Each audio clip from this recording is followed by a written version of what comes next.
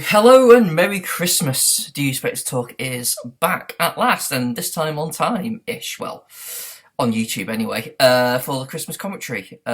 Sorry we've been so slow recently. I know we apologised on the last episode, but we're now uploading to YouTube until we fully upload the feed as we speak, which should be done by next month, hopefully, but it is what it is. But it'll be over there. Anyway, my name is Chris, otherwise known as Cinematronics, and it's Christmas commentary time, and with me, as ever, is Dave and Rebecca.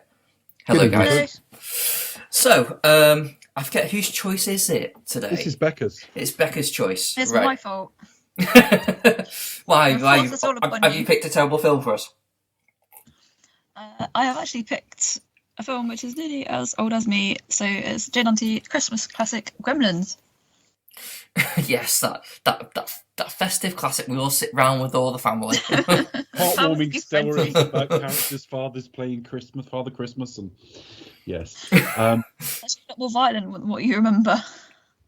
I dare say, despite the fact it's a little bit of a classic, I dare say there are people listening to this now, certainly some younger listeners who may not have seen it. It's a 1984 film. And it's in that sweet spot where practical effects had got extremely good, but CG hadn't really come along yet. So you've got a sort of lot of stop motion and puppeteering here. And whilst I've always been a CG defender, in this particular case, it's all the better for it. Oh yeah, for sure, definitely. I mean, all the model work, all the kind of live camera, live in camera effects are fantastic. But so you do kind of have that really early blend. But I think that kind of really does hold up as well. I mean, obviously a lot of films of this era perhaps don't, are starting to creak a little bit now, much like myself, and others of my generation. But yeah, it's kind of one of the few films that kind of does. I mean, it's going to be a little bit dated, but largely stands up. Also, it's one of those kind of little oddball kind of classics, something that's perhaps just on the fringe. And I put out a tweet. What are some of your favourite Christmas movies, ones that you come back to time and time again? We had a lot of, like, obviously the Muppets, It's a Wonderful Life, sort of, like heartwarming sort of things. But I think this is probably one that is quite fun as well. It's quite memorable because it is so quirky as well. And then obviously you had Gremlins 2, which had Christopher Lee in it. So yeah, Gremlins 2 was about 6 years after this. I always thought it was the stronger film, less atmospheric, but stronger. But I did see it a few years ago, and I'm not sure if I agree with myself on that now. Joe Dante is... It gets 4 points for having balls to go out and be completely different to... Oh, very, very different. So different, different. It's not like a Home Alone sequel, do you know what I mean? Where it's the same thing with a slightly different setting. It's very different. Joe Dante, you would know from The Howling, Inner Space, which I know at least one of our listeners is a huge fan of. The Burbs, the Tom Hanks film. What else did he do? I can't think now. Yeah, he's I don't know. I'm struggling to think now. Those are the things he's best known for. His first film was Piranha, which is sort of, I think that might be in the sort of Roger Corman sort of arena. And Roger Corman gave an awful lot of, because the Piranha 2 was James Cameron, and there were a few others who got their start in those films. There's a lot of those kind of Jack Nicholson. Horror in Roger Corman films, yeah. Inner Space, The Howling, Gremlins, Small Soldiers. Small Soldiers, yeah. Okay. Less busy in recent years, but then he's 75 now. So he was in his 30s when he made this, his late 30s. Well, that's amazing, isn't it? It's just genius. Okay, so the Howling, that was it. Yeah, the only other, the Howling has got Dee Wallace in it, who was the mother in E.T.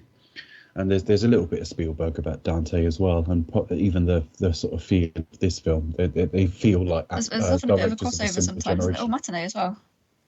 Yeah, I've not seen Matinee. The Twilight Zone. Yeah, he did episodes of Police Squad, which is the TV episode of MacGyver. Yeah. CSI New York. All right. Legends of Tomorrow. Yeah, so that's what his sort of background is. He's very much like a horror / comedy kind of guy. Yeah, that's all blood. Yeah. Okay, so what else do we want to say about this film before we go into it? In case we forget to mention it, it's shot on the same backlot as Back to the Future.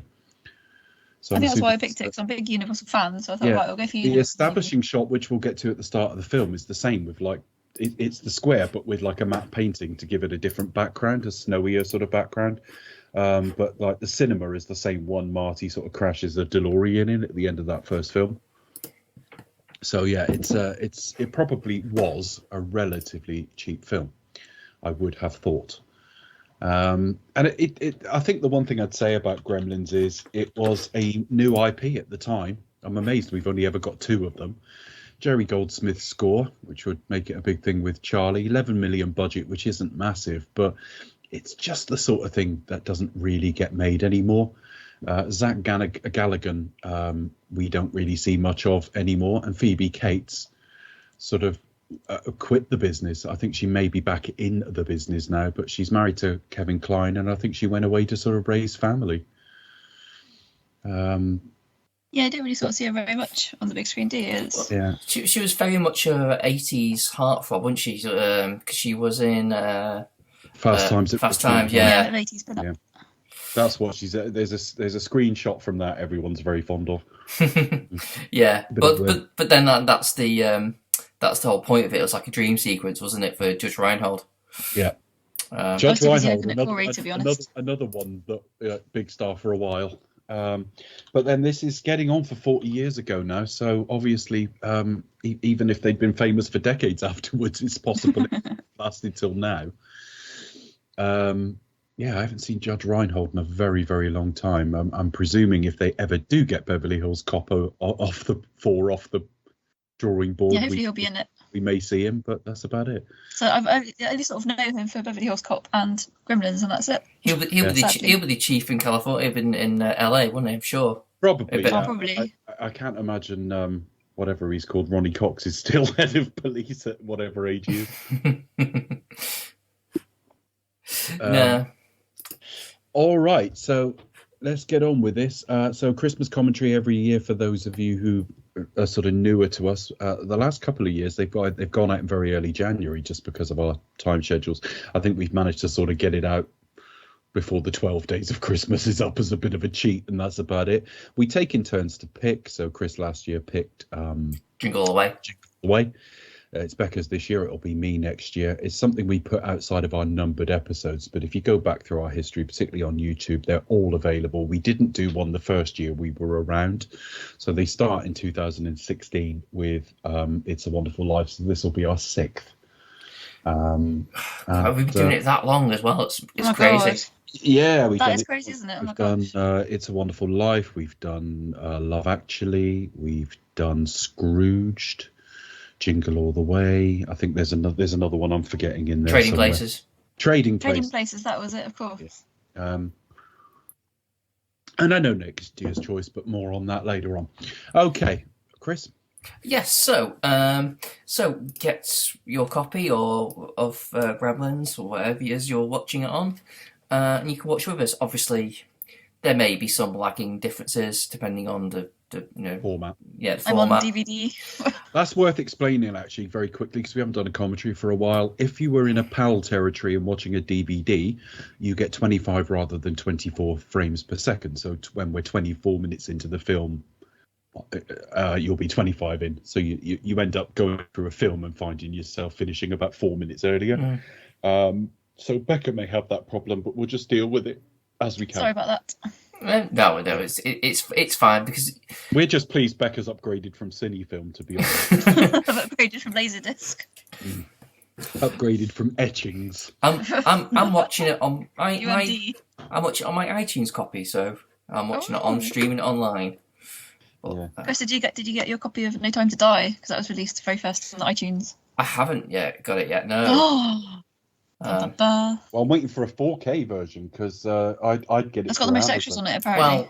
Well, I think it'd be a bit foolish just in case Santa has other ideas. He might put a copy in my stocking, so maybe He might, yes. I think that's on the way. So maybe if not, then I'll probably purchase it at some point down the road. But yeah, I'm sure. A heartwarming tale of a man who can't touch his girlfriend because he's diseased.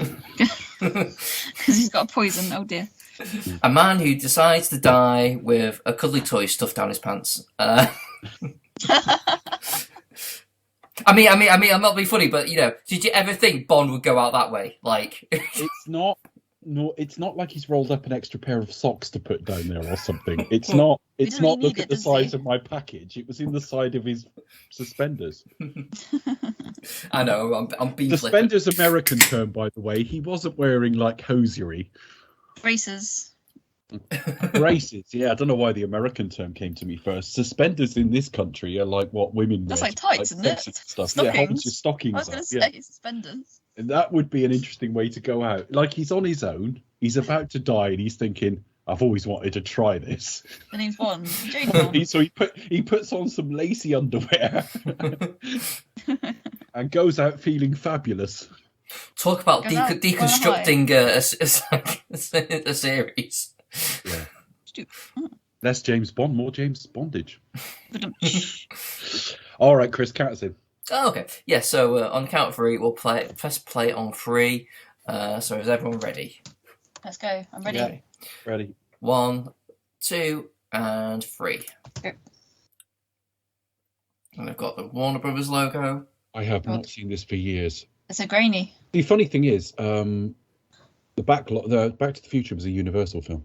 So I don't know whose backlot that is. I think it's the Universal backlog, but presumably you can hire it from each other. It might be Main Square. Not Main Square. Obviously, we start off in the Far East somewhere with a sailor picking up a prostitute in the background. It was So- the 80s. What, was prostitution much more popular in mainstream? So this is But this is Blade Runner, isn't it, really? Because it was the 80s.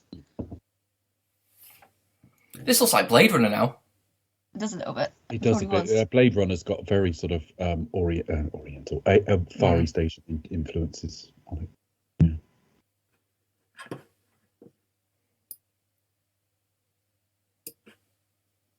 What I can't remember is why he's there for this thing, or what he's there for. I can't remember now. Was it a present for his son? Yeah. Something like that, isn't it? Or yeah. Presumably, unless this is Chinatown in LA or something, presumably Probably he's gotta New go York, through I think, He's maybe. he's got to go through customs with this thing.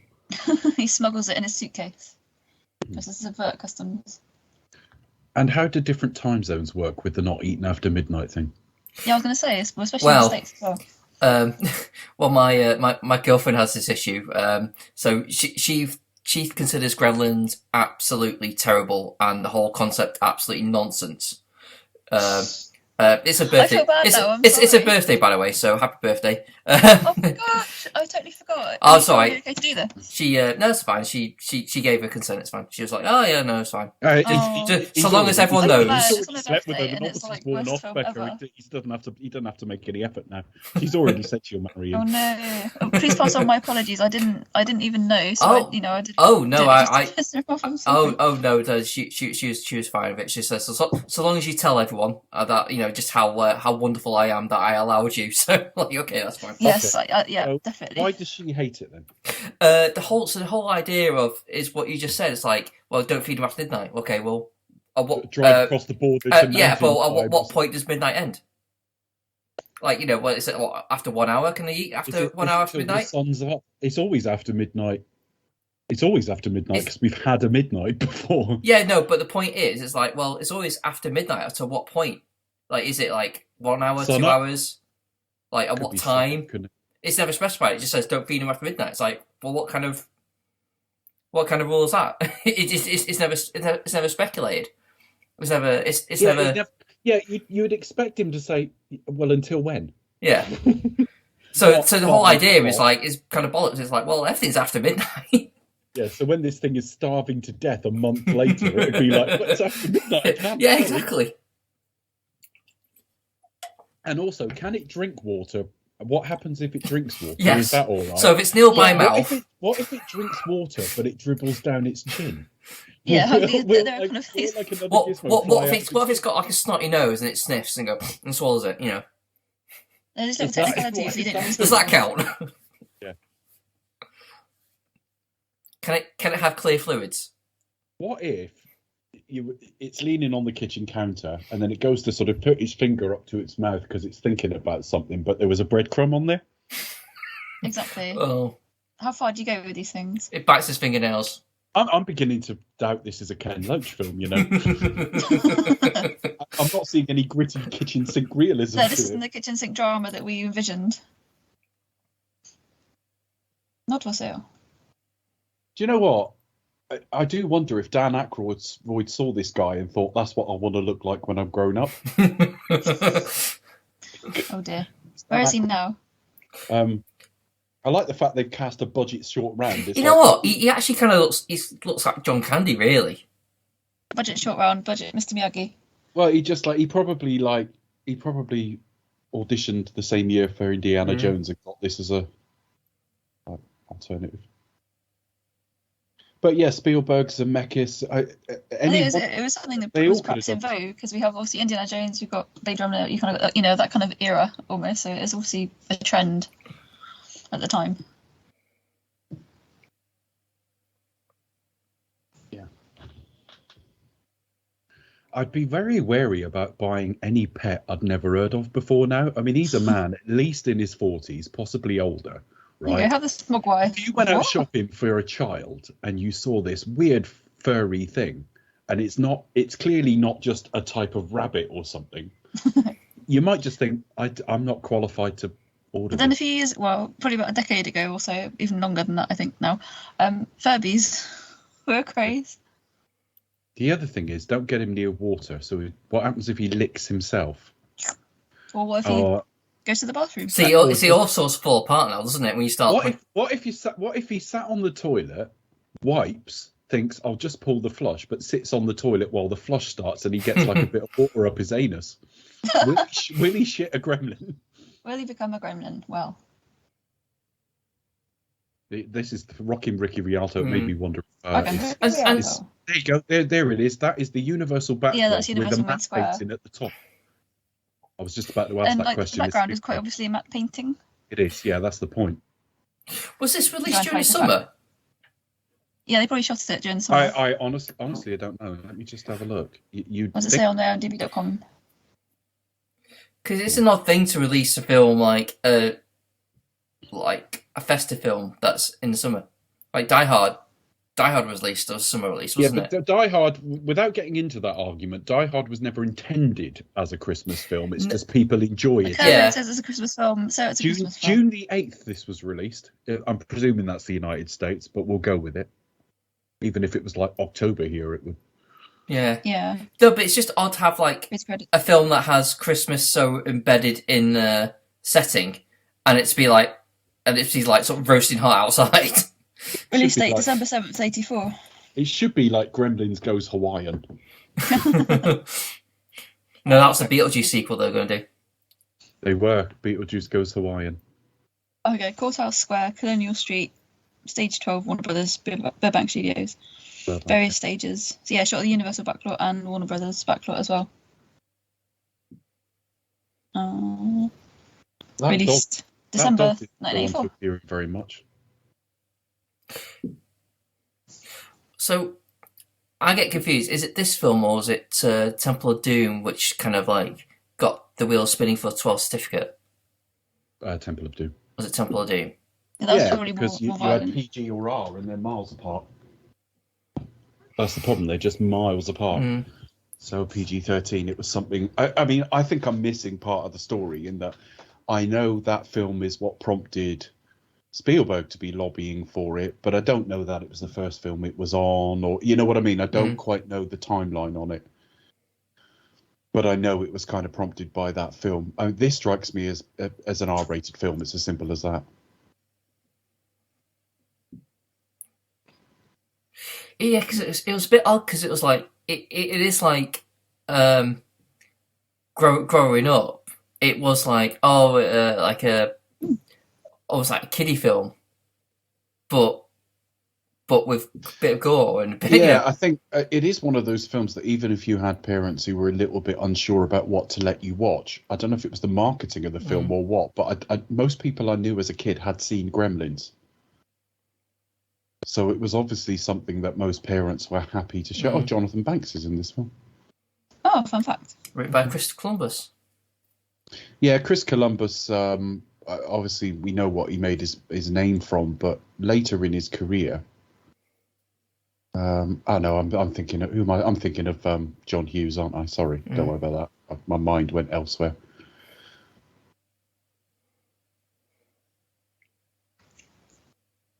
Writer and director on Only the Lonely. That was a John Candy film. Okay. Christmas Chronicles 2 was. There's a sequel. Christmas. Yeah. Yeah. I didn't know about that. It is on Netflix. I'll check it out. What I don't Yeah, I only know, saw the first one last Christmas. I don't know if any of these sets are like redresses of any of the Back to the Future sets. I don't know if the backlog I'll be includes. looking at it. It might be other TV if you- productions if they you had think of, ongoing at the time. If you think of Back to the Future, you got Lou's Cafe, and I think the interiors for that were shot on the backlog. Yeah. So I don't know. Well, a lot of it kind of doesn't change really, does it? Obviously, unless it's a hot set at the time, unless it's working set, then. But you go, you visit there as a tourist now, and you see pretty much the same, don't you? It's kind of dressed in a very similar way. Yeah. Unless it's closed, and then you can't. So, but I would imagine it would still be the same. You don't get shoulders like that on women's wear anymore. It was the 80s. Mm. Oh my god. I remember maybe 3 or 4 years ago switching on.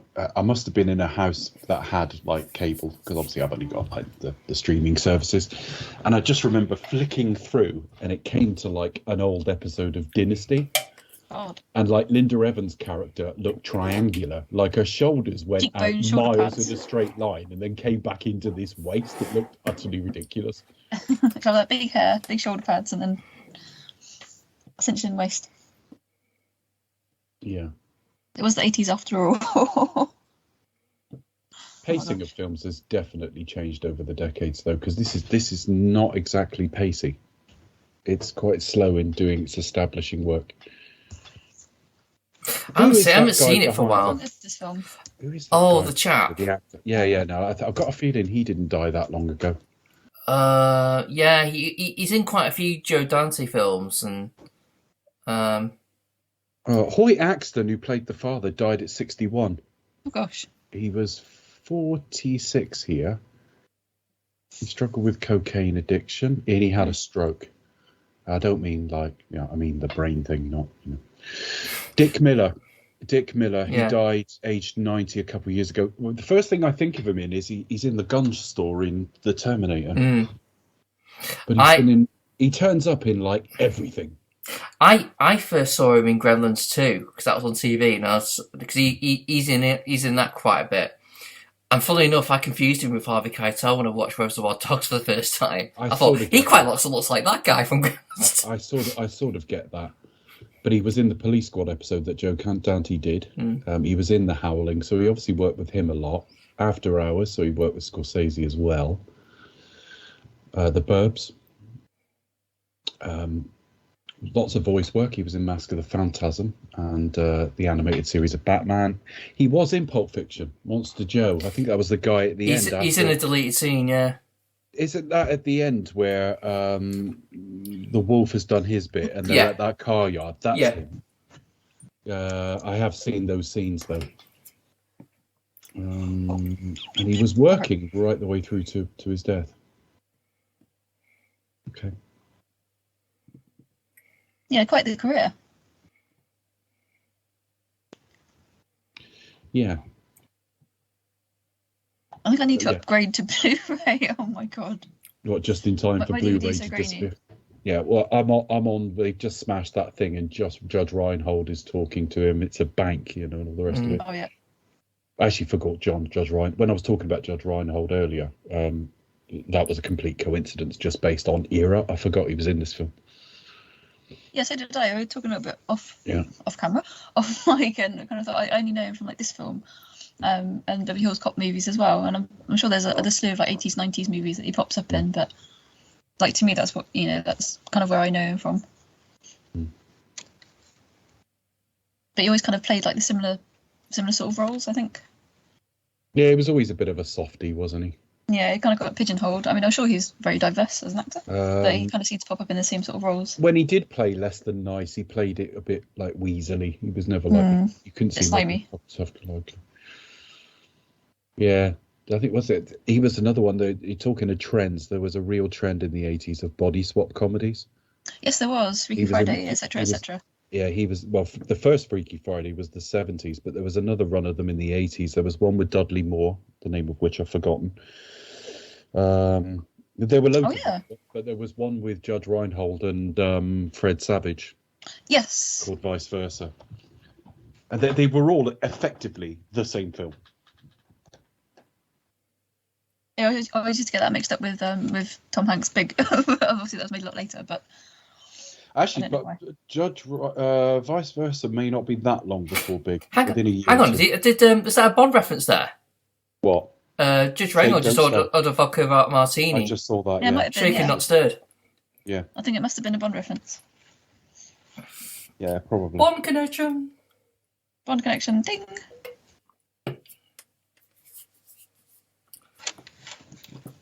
And then, because I'm a little bit ahead of you, you'll get the It's a Wonderful Life reference.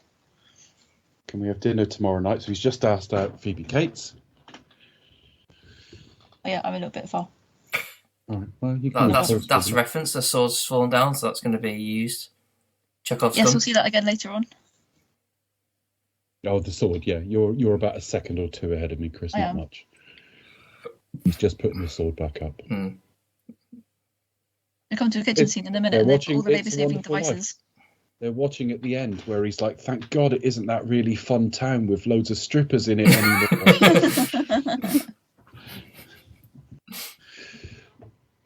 Now, the one who played his mother is another one I've always recognised and can never remember what from. In Frances Lee McCain. Probably wasn't that much older. She's about 40 here. Okay, so yeah, maybe a little bit. She was in Footloose, Gremlins, Back to the Future. That was it. She was Lorraine's mother. Oh yeah. Yeah. We should probably just watch Back to the Future. Yeah. Even though it's not a Christmas film. Yeah. So he's kind of an inventor, and it's all shit. Yeah. There's lots of similarities in all this film. Back to the Future set around an inventor and a young lad, isn't it? Yeah, there's a lot of tropes, a lot of parallels to be drawn between the two. Yeah. They're actually watching that pretty much in real time. Look, they have edited that quite well because George is kissing Mary now. And they're just about to all come in with the money. Uh-huh. I'm seeing, we're recording this on the 19th. I'll put it out as soon as it's edited because it's not that time sensitive. But I'm seeing It's a Wonderful Life theatrically on the 21st. I love how it is, it's still shown in cinema, obviously even during COVID time, so it's in cinema. I have seen it in a cinema before, but not for a few years. No, it's not. I think the VCC in London are screening it every year. So yeah, I saw it on its the 50th anniversary of its UK release, which was 97, just after Jimmy Stewart had died. I saw it in a really old-fashioned cinema in Liverpool. It got pulled down a little while after. But that was a lovely experience, though, like vintage cinema. Yeah. But yeah, I'm seeing it on Tuesday, and then The Matrix on Wednesday. Oh, that'll be a contrast. Yeah, one will be good. One will be half decent. Is it a puppy? No, it's puppetry. No, it's Mogwai. No, it's some random animal that you've never seen or heard of. I've never heard of that. I was into that. They wouldn't sell me because it's quite dangerous. Enjoy. from some random backstreet. Yeah. Random dodgy shop. I'm sure it's had all its jabs. You don't need a license for it. Hope his house broken. Yeah, if this is a film of this thing just shitting everywhere for 2 hours. I used to have one of those toys, like you press a button and it would sing. He's already got a doggy. Dave, this will be you when you get your puppy. What? Jumping back like shitting myself? No. Yeah, no. The puppy I'm getting is at the time of recording 26 days old at the moment. I went to visit her yesterday, so I'm getting a dog in January. Yorkie Westie Cross, like a little terrier. Aww. And I held this little thing. Her eyes have just opened, and she just spent the whole time kissing my face. So she clearly is quite taken with us. Oh, it's so cute. So this is Gizmo. Yeah, the dog's licking her. The water. Don't do it. Imagine if this thing just procreated in the first 5 minutes. That's just it. I hope he's housebroken. I mentioned it as well. Has it got a name? Mogwai, that's the breed. I just call him. That score just tells you everything what you're supposed to feel about him, doesn't it? Yeah. The thing do. Remember that from the fascia? Oh gosh. Gizmo. Action Bombo. Action. Oh baby Gizmo. I can't do the thing. Oh, sexy Gizmo. Yeah. Oh. There we go. That's it. He hates bright light. You got to keep him out of the sunlight. So I like the veiny ears. keep him away from water. Whatever you do, don't give him a bath. It is how much water you get on him as well, because obviously he falls in a pool later. Because that one drop is like on. Do I ever feed him after midnight? I don't know until what time, though. Oh dear. There's probably a reason why this film hasn't been remade today. I am surprised. I am surprised when you think it's. That's probably a good reason, but it's not IP related. Well, it's just a third film is in active development. Really, that could be quite old now. Though I'm gonna have a look. Legacy. They'll probably be like in development, but just nothing's really gone off the ground. That'll probably be the reason. No, I've probably been stuck in production hell. Yeah, I'm just looking at the second one to see if there's anything at the end of that. 2013, they were negotiating with Amblin to reboot it. Stated project put on hold. 2015, Zach Galligan confirmed it would be a sequel, not a reboot. December 16th, so 5 years ago, Columbus has been aggressively working on Gremlins 3. 2017 interview, talk about his dark and twisted script. CGI would not be used for the great. It's November 2020 was his last comment on it. That's not that long ago in film terms, so I don't know. It was like for years we never expected another Rocky film and it happened, so you just don't know. It sounds like Dante's probably like, no, I'm going to do the third one, and then it'll come out whenever I'm happy with it. You know what I mean? Yeah. So what they can do now? Oh. So, but I don't remember. Yeah, certainly if you came forward to the sort of era of Buzz Lightyear and everything, I would imagine these toys would have sold incredibly well. But I don't remember if they did. I don't remember if there were a lot of gizmos you could buy and stuff. I don't remember seeing any. Like, no, I have don't. One of those. I don't. So I don't think they did. I mean, yeah.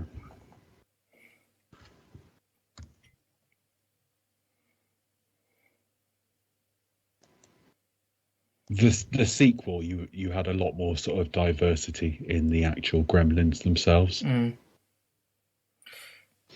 But that had a lot more fun with it, though. It kind of like it was always spoofing itself. Yeah, it was absolutely unhinged in all the best ways. Whereas this feels like an 80s Christmas film in every way.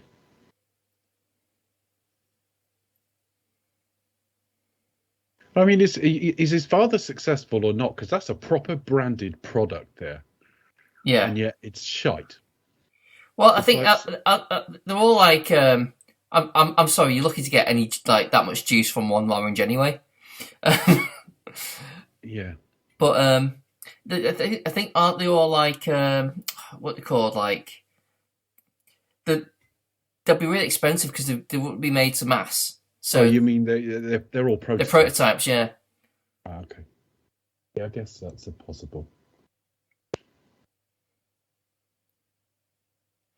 Oh, is that what's his face? Is that Corey Feldman? Yes, it is.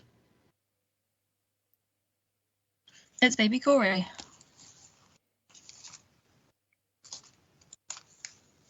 Yeah. I do wonder what. I do wonder how people like he and Corey Haim would have turned out had it been now rather than then. They just there does so seem sad, to be isn't it? a generation of kids who just weren't looked after properly. Okay, what's this? What film is that? I'm tempted to say It Happened One Night, but I'm only saying that because it's black and white, Clark Gable and Capra, but I don't remember him racing cars in it, so it's not. No. I don't know what He spends the film whole that movie is. going, oh yeah? Yeah.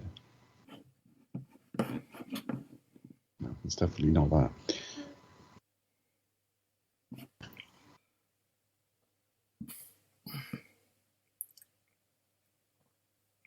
I can't remember who this kid is. It's not his brother, is it? Or is it?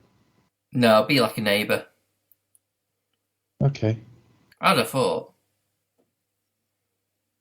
All right, fair enough. It's a bit of a strange casting thing, given, he's like a working man and that's a kid, but all right. I'm not implying anything, by the way. It's the 80s, isn't it? I mean, you had sitcoms where, like, neighbours just walked in. Mm. Yeah. I do wonder what this would be like now.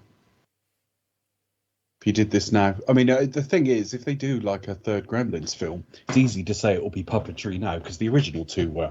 But if you were coming at this fresh, Would they though? Would they do it, or would they do CG, or blend of both, or what? I think if it's the original group, they'll do it the original way. Yeah, there might be a bit of CGI to help touch things up a bit, but Yeah, but they do it the old-fashioned way. Because the thing is, like, I think when it comes to like horror elements, I think practical is better. Yeah, it just seems more visceral, You'll go doesn't it? It seems a bit water more real. straight away. See, they're quite shit, and it's like, don't, 3 simple rules. Yeah, Fucking forget him instantly. Sitting right next to water, which gets knocked over immediately. The reproduction cycle's quite fast there. Mm. Oh dear. It's a tribble. I was going to say, they do look a bit like tribbles. For those who don't know what I'm talking about, go and look up the Star Trek episode from the original series, The Trouble with Tribbles. And if you listen to us and you don't know what a tribble is, where have you been? Where haven't I been? Woof. Where haven't you been? Oh, very sad. That dog's cool. A dog seems very chill with all these creatures. Yeah, you think he'd be eating it by now, wouldn't you? Yeah. So if he eats Gizmo, right? If he Then what swallows happens? Gizmo, if it hits the sort of moisture inside his stomach, will it like blow him out? Dave, I think you might be overthinking this. I love that there's always a spike as well, isn't there? Oh well, just sell them. It's fine, sell them on. Yeah. Just throw them outside in daylight. Trouble is, you can't really drown them. Can you? No. Well, you just put them outside in the daytime. Yeah, Spike. There you go. Oh, Spike's nasty. I forgot that. Yeah.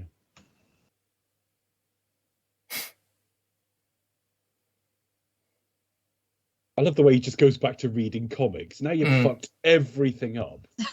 I'll just read the comics, it's fine. No, you just seen something that is absolutely miraculous, like never been like. This is like beyond what we know scientifically, and you're like, yeah, it's gotta go.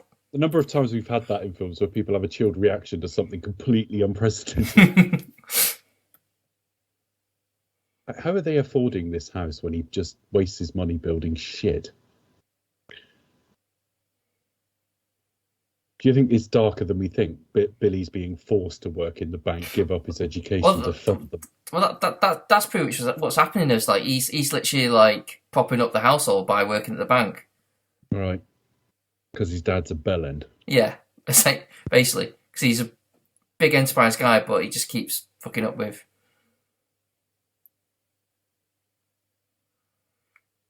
Heartwarming. So, what do you think? This is another invention. This film's actually a little bit ponderous. This is everything, though. Oh, yeah, I remember this.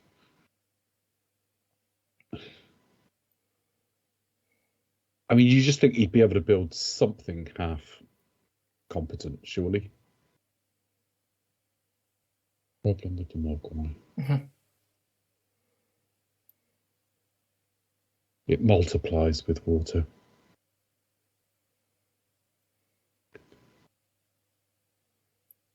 These were a really cool concept, though. Full like credit to whoever designed the Mogwai. I don't know who did. I'm going to see if I can find out. Yeah.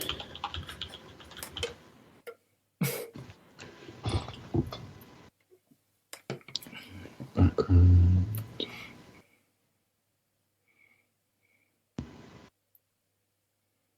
See, he just spat on Gizmo there. He didn't multiply.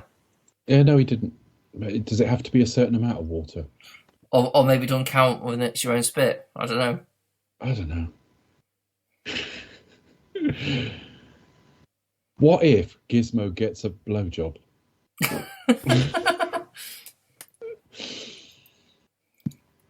I mean, the lucky lady has a really confused strong about snogging session. Yeah. I just think the third film's as good as written, Chris.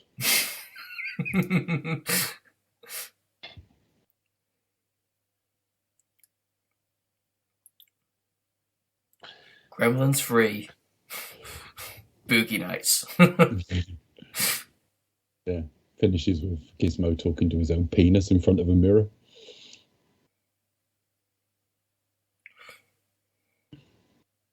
Possibly with some tinsel around it, because Yeah. we want it to be a Christmas film.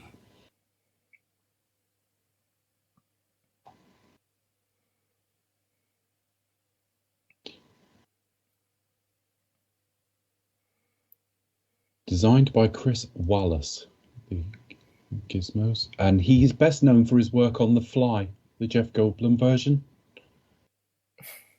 He was a creature consultant on Return of the Jedi, E.T. as a model maker uncredited. The Fly to Airplane. What models? What close-up drink? What special projects? So we don't know what that means. Right. So he's a creature guy. He did special makeup effects on 1995's Jade, Chris. That must have been the makeup effects where they tried desperately to make David Caruso look like a film star.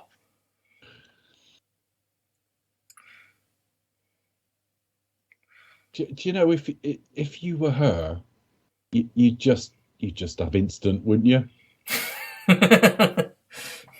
you just like, stop making these things. Yeah, I know. You think? I mean, I'd strongly say, look, why don't you sit down, really think about it, and just stick with one idea or one area. Yeah. Because he's stretching himself to all kinds of things. Yeah, it's like coffee machines, juicers, breakfast stuff, and whatever else. DIY. That's one drop. Oh, I recognise him as well.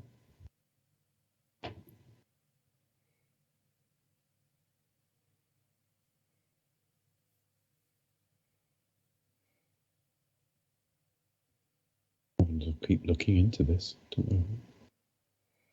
Glenn Turman. See, what do we do before IMDb? We just made shit up and hoped it was accurate because no one could prove us wrong. Yeah, because there would have been arguments about no, he was definitely that guy. That film. No, he directed that movie. Yeah. I remember having a conversation with my mother in the 90s about who was that guy on that TV program as a presenter, doesn't matter what. And we got the answer in 1997. It took 4 fucking years. She rang me when I was at university and went, "It's him." And I went, "It's that guy." And I was like, and the worst thing was, didn't remember the name anyway. I was like, oh. Oh, right. So, yeah. The thing is, at the time, you would have had I don't know, the very early days of the internet, so you wouldn't have had Wikipedia or, the closest thing we probably would have had was Encyclopedia Britannica. Or unless you had an encyclopedic knowledge of movies.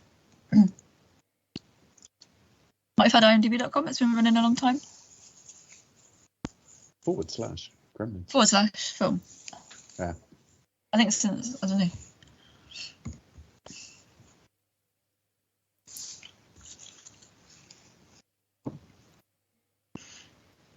Oh, the good old days where you could just drive home drunk.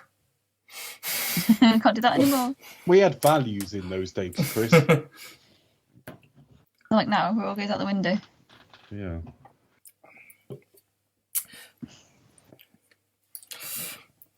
Well, it's kind of like, it's a bit weird in the States because there's no like. Ooh. Well, I mean, I don't know. It might have There changed are now. blood alcohol limits. There are. But it's not like a breathalyzer or anything, or that it's just like. You mean they do the sobriety test by the side of the road? Yeah. I think you're going off the Steve Martin film The Jerk. They make you do handstands and stuff like that. Quite maybe. That's a cliche, isn't it? I think I don't know if that's true or not. Yeah, it's probably a breathalyzer now, probably a bit like us, but. If you're an alcoholic with a loose attitude to driving whilst inebriated and American, write to us and expect us to talk at gmail.com if you can see one of the keyboard, of course. Obviously, it will vary by state. So if you want to answer our question thoroughly, go to a range of states, drive around drunk, and let us know how you get on. Alternatively, don't do that. Oh, gosh. We're not kidding. Get another drunk to drive for you. Designated driver. Just for safety. Or you could do what sane people do and just look up the laws individually on the internet, because. That's what we all do. Oh. You mean I could have just read up on STDs rather than... Oh, no, never mind. Oh. Oh, dear.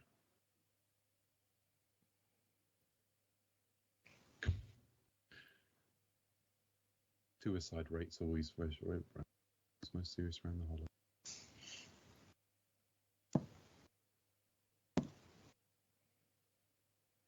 I just think, like, if she was anything less than pretty, you wouldn't be interested in her, because she is a right misery guts. I mean, this is for like the benefit of the movie, but surely, living in that small town, he know about his fucking dad. Yeah, because that'll be like a. It would be a story, wouldn't it? Everyone would know. Yeah. It'll be like, well, don't mention it. Like, Yeah. don't mention like about a dad getting. Yeah, and if you do end up with her, don't recommend buying a house with an open fire. She won't like that.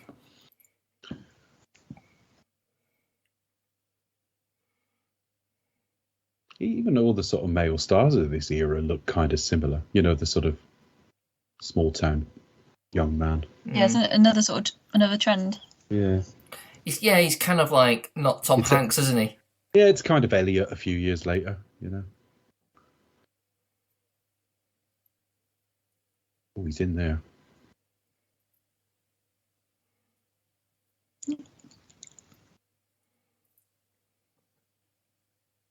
Little do you know that she'd be in Drop Dead Fred.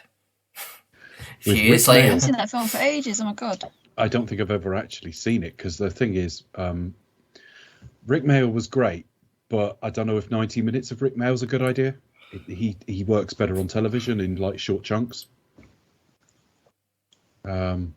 For anyone listening who's seen Drop Dead Fred, in this country, Rick Mail was probably best known for, well, it's debatable, but certainly you could start with Bottom, which was a sitcom which was just cartoonishly violent and funny.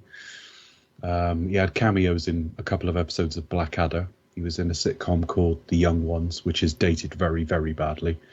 But he also played like a really venal conservative MP in The New Statesman, which was like a real parody of that type of politics.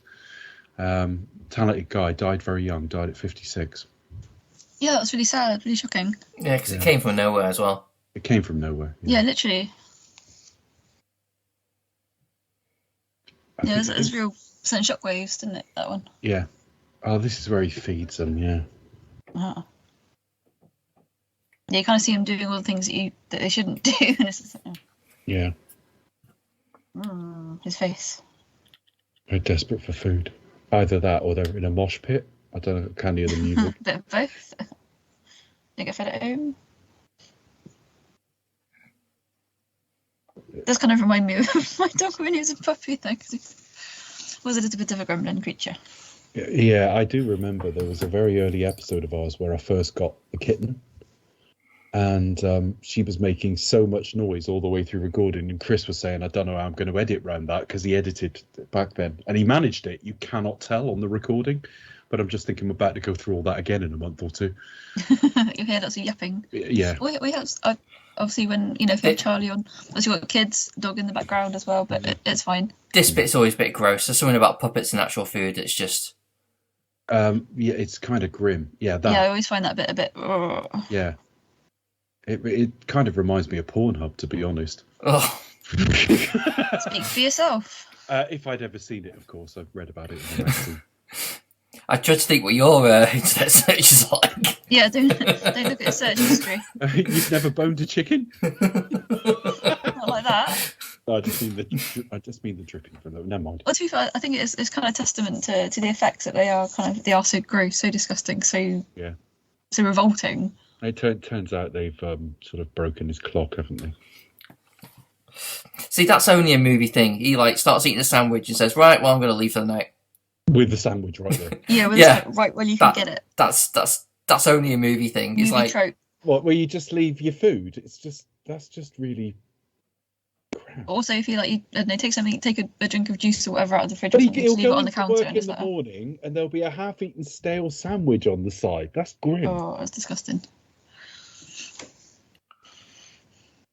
And he's meant to be like a scientist and physician of some sort. Well, you know the well-known scientific experimental method where you write random words in a notebook. Yes, you just stick a needle randomly somewhere. Gizmo's either very worried or he doesn't like this film. Oh, he's tired. Was that Invasion of the Body Snatchers? I'm not quite sure what that is. I've seen all these films, but I mean, It's a Wonderful Life. I can see one frame and tell you what it is. Some films I need to see a little bit more. I'm not sure with that one.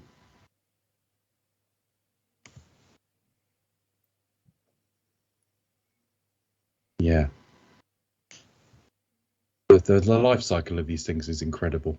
Really fast. It's just Christmas.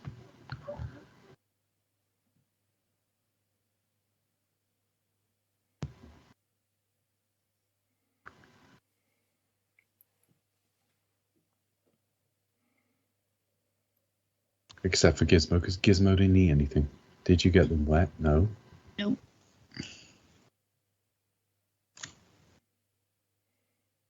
But it's after midnight. I mean, I don't know why there weren't alarm bells when they found the dog tied up. Yeah. Yeah. They've broken the clock. That's quite clever. I'd say it's clever, but then it was a script writer that came up with it, not a real animal. So that means they want to turn into gremlins. Yeah, they kind of. But Mowgli, apart from Gizmo, who knows? But Mowgli doesn't. No, Mowgli. That's the wrong film. I think I can say confidently, Mowgli has never wanted to to. be like you. Do what?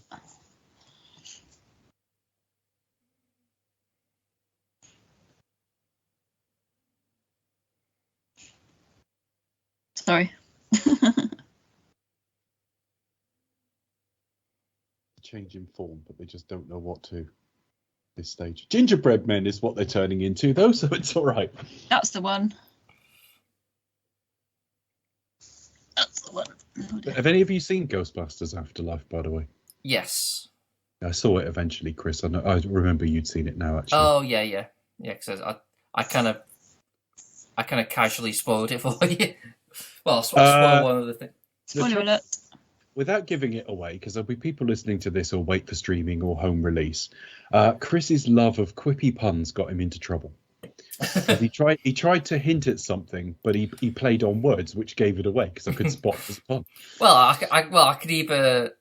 Yeah, I think you asked me a question, didn't you? And I was like, Yeah, and I was like, all right, so that, and you went, I can neither confirm nor deny. And I'm like, well, Yeah, all right. We just did.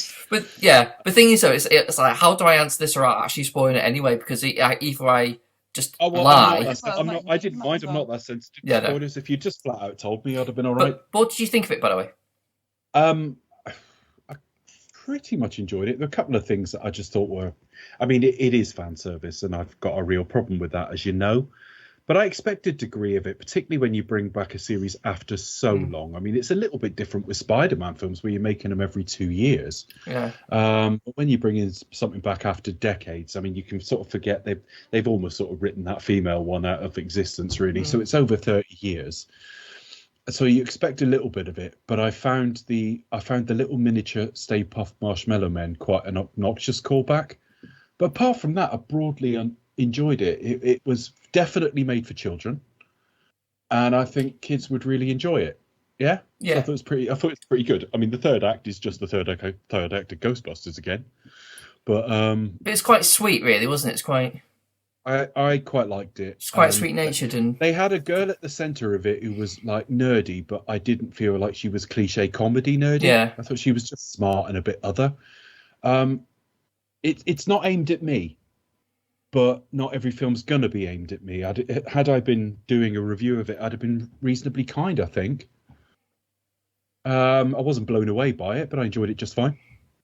I liked the fact it felt different. It wasn't just another sort of downtown New York film. I like the idea of them moving it out to like Oklahoma, I think it was. That was all right. Yeah, it was decent. I enjoyed it. The third act was the worst in that it is kind of a replay of the first film, and when the old Ghostbusters turn up, it almost feels like they were shot against green screen completely separately. Yeah. It was just, there was something about that was very, very forced. So I dare say I didn't like about the last 25 minutes, but all the sort of Stand By Me hanging around with the kids stuff, a bit like It. Anytime in It, the first part, I didn't bother with the second part.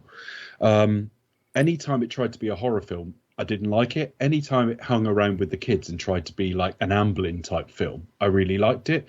And I think the same was true of Ghostbusters. I think just the scene setting and the time around the kids and that was actually pretty good. It failed most when it went plotty, but I liked it. What about you? Yeah, I mean, what did I say? I mean, I think it's basically sort of just a love letter to Howard Ramis and the original. Yeah. And that's what it is. It does things like different enough, but has a bit of a wholesome, very sweet natured kind of. It's very sweet. Yeah.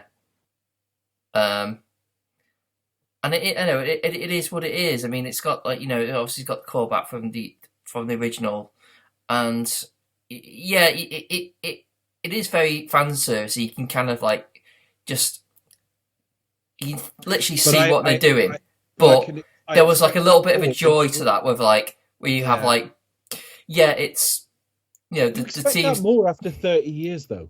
I mean, we were talking offline before I came onto this film. I'm not going to spoil it too much, but I didn't like Spider-Man No Way Home as much as most people seem to at the moment. And again, nothing meant by that. If people enjoyed it, great. And I can see there's lots about it to love. But I mean, when you're releasing films every couple of years and just leaning on nostalgia, I find that a little bit more obnoxious in its way. Ghostbusters was always going to try and evoke the original somehow. But when you think, I thought it was going to be the next generation putting us in New York. I thought it was going to be almost like a remake, and it isn't until the third act, when it definitely is. So it's all about to kick off here, and we're coming up to about halfway through the film. We'll be in about 5 minutes. We'll be halfway through. It's going to get a bit more horror film. Yeah, horror element. I don't know. I think Hollywood still makes more than enough decent product to justify its presence. I'm not a great nostalgia person in that, like, the good old days. I think film is in good health by and large. There are some trends I don't like, and we've talked about the fan service and calling back all the time. I just think it isn't the lack of originality. I don't mind them making 57 Batman films, but as long as you're doing something a bit fresh each time. but it's in good health. But the one thing I do think is certainly true is I think marketing is more upfront and central in deciding what you make now. And I don't know if this was a fresh property, how you would make this, because I think they would go, well, who's it for? Is this a kids' film? Is this for adults? If it's adults, you got little puppets in it. I'm not absolutely convinced that you could make this now, just in terms of what we understand about the way films are commissioned. Yeah, I mean, because this is pretty hardcore now. You don't see very much, but look, it is a bit, because I think we all agree, like you said, sometimes it has got to be an element of taking risks, and sometimes some of our favourite films are films that you can't really put your finger on. It's like, who was that for? Yeah. Yeah, it's like, it's hard to explain, or or just a wacky idea that's like, oh, well, because even if it doesn't quite work, I think even when they try, there's like, well, you know what, he gave me something different, it didn't quite come together, but there's almost kind of like you enjoy the effort, you enjoy the attempt, or there's parts about it where it does kind of work, but it doesn't quite come together as a great film, or it has individual parts where you go like, oh, that's great. Oh my God, look how evil it is, eating. Yeah. Yum. Oh no, what's the key? I think just because the effects are so gross, and there's a lot of sound effects as well, like all that sort of creaking, squelchings, or crackling sort of sounds as well. You just think, I don't know, for me, I mean, I haven't said very much during this commentary at all, even though it's my pick. But I think for me, I'm very much a big fan of obviously the CGI. There's so much you can do with CG and animation and everything as well. But definitely a big fan of more like in-camera practical effects for sure. And also kind of at the top of the show, there's quite a few effects that perhaps don't stand up today, but I think this just about does. And as we kind of said a few moments earlier as well, I think if they were to kind of remake this today, or to ever make the next film in the series, I think they would most likely go back to the old practical effects and try to recreate that magic. Yeah, it does frustrate me sometimes when you come back to a series and they always promise. I'm put in mind of the fourth Indiana Jones films, where they were saying there's not going to be a load of CG. We're going to be doing it practically. Oh, that was so CG heavy. It's going to have the feel of the first films, and it was just CG'd and green screen to hell. Or like Die Another Day. Well, Die Another Day was quite the opposite, in that he was boasting that it would have all this amazing CG in it. It was a big thing for him. Oh gosh.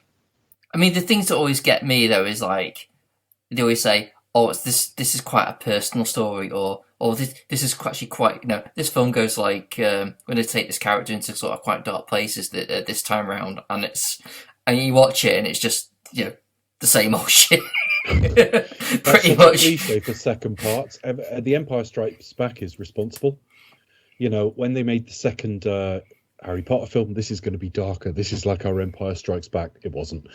And so it goes on with films. And the other day, just talking to Spider-Man, they obviously announced a few weeks ago the sequel to the video game Spider-Man, the PS4 one from 2018. And they've said this is going to be our Empire Strikes Back. And it's like, do you not read any other pop culture content? Do you not understand that creators have been saying that now for 40 years and it's getting a very lazy way to characterize the sequel?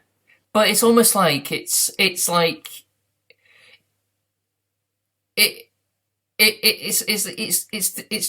to think, oh, this is what the fans want to hear, because of course all the fans are all big Star Wars geeks, and oh gosh, and and obviously they want Empire Strikes Back as like the second, as a template for every second film.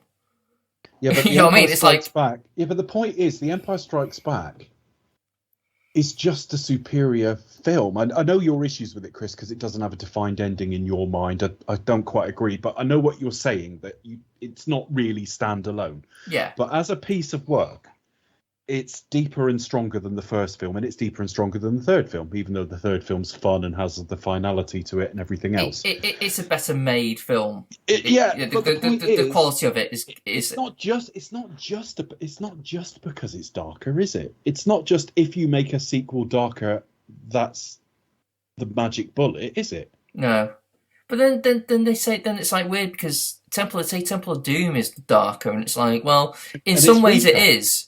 Well, in some ways it is, but then in a lot of ways it's all just goofy action for the most part. You've got a kid sidekick and a screaming woman. Mm. And in amongst that, you've kind of got like bloody violence. It's and just got more eating body sheep's horror. brains and eyeballs and one thing. Yeah, chilled monkey brains. But even that's quite juvenile. That's two filmmakers it's quite cartoony, who are almost arrested adolescents going, look, it's very much kind of like cartoony style, as perhaps you would find, with indie kind of reading those sort of 30s, 40s adventure comics. So yeah, I'd forgotten about that microwave scene coming up. Yeah, I remember that now, actually. I'd forgotten all about that. I'd forgotten it myself. Death by Christmas Tree. I mean, she's bad. She gets the first few kills. I think you're ahead of us, Becca, anyway. I am slightly ahead. She is looking round the wall at a gremlin now in her kitchen. Mm. And she's about to push... She's just... Yeah, she's just put one in the food blender. That's where... there we are.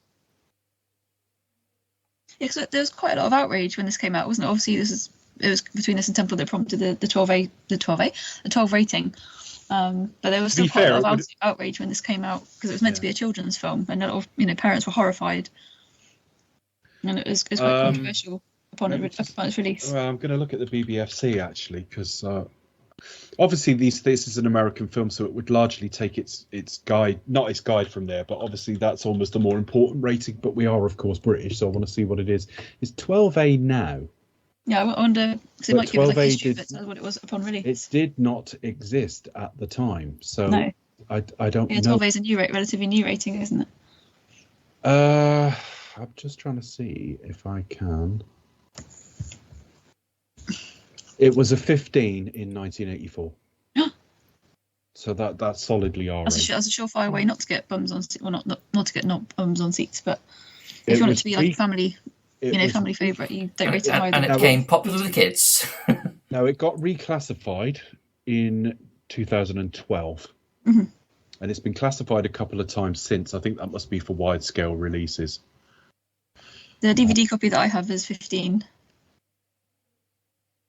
Yeah. It's one of those cheesy ones where you get 1 and 2 but how long have you had that? Because the 12 took longer to come to home release. Yeah. I don't know. But, it's interesting though. It's often interesting to look at these things, like what happened when they came out, and then how they were perceived later on.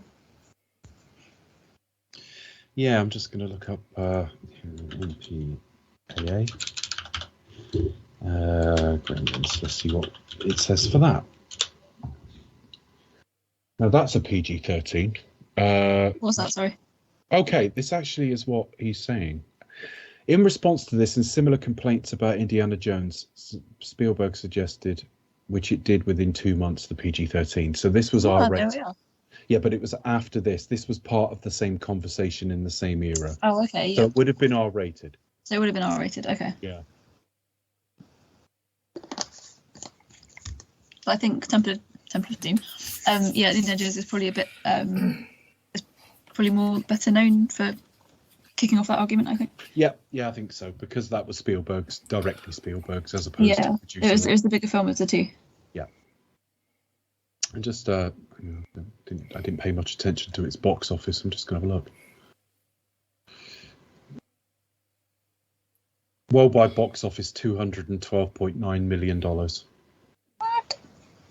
That's pretty good. That's outdoing Bond in this era. It is.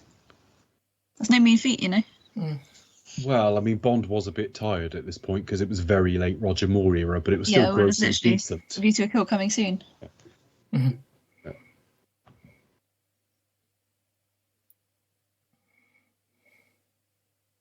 If that had been more realistic, he'd have just been going around like Christopher Walken's place, perving over women who were all like finding other female friends and going, that pervy old man keeps coming on to me. Don't worry, we'll get you out of here. Don't worry, mate. They'll show you the door. Anybody else want to drop out?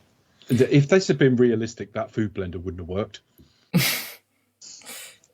Disgusting. It would have just been like being on a teacup ride at the fair. Teacup ride. Oh my god.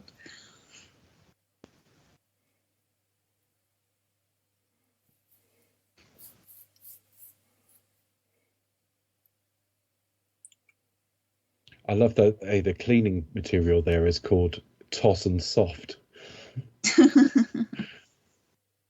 That's why it's a 15. I don't want to know how they soften their clothes, because that sort of stuff normally has the opposite effect. Normally stiffens your clothes up, if anything. Is it very sexy?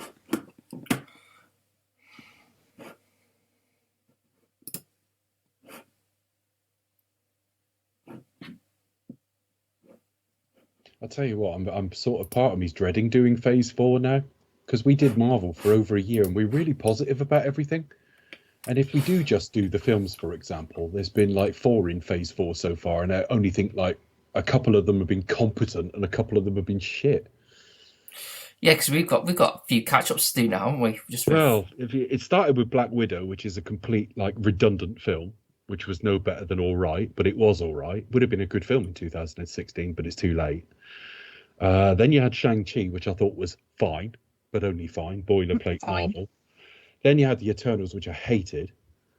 And then you got like Spider-Man, which I was a bit disappointed by. So I just think like it could be weeks of this ain't very good, is it? The TV shows have been a bit of a mixed bag. I'm 3/6 or 4/6 of the way through Hawkeye, and it's okay.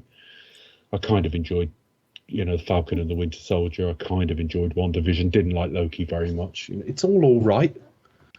They've got a hangover. Do you find it's getting to a point where each thing is like introducing the next thing? It's just like set up for the next thing, and then they're going to set up the other thing. The third act of that is setting up the Doctor Strange film, really. Yeah. It's all right. I do think some of it's me. I do agree with what you said off air, that I think some of it is just a bit of fatigue for it.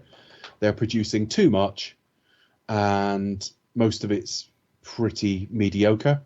Because what were we going to get originally last year? Because I know because before the pandemic hit, we were going to get Black Widow like early summer, weren't we? Yeah, the Falcon and the Winter Soldier should have been the first series out of the gate, and that makes sense really when you look at it, because it's a little bit more straightforward and plays on stuff we know. Whereas WandaVision was, at least, you can argue about the depth of it, but it was very different.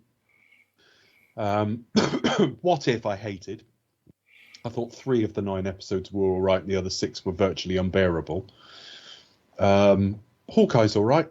I just think it's all a bit mediocre, and I don't know if it's a hangover after the last phase or what, or whether they're just casting their net too wide for directors. They got Chloe Zhao in to do like Eternals.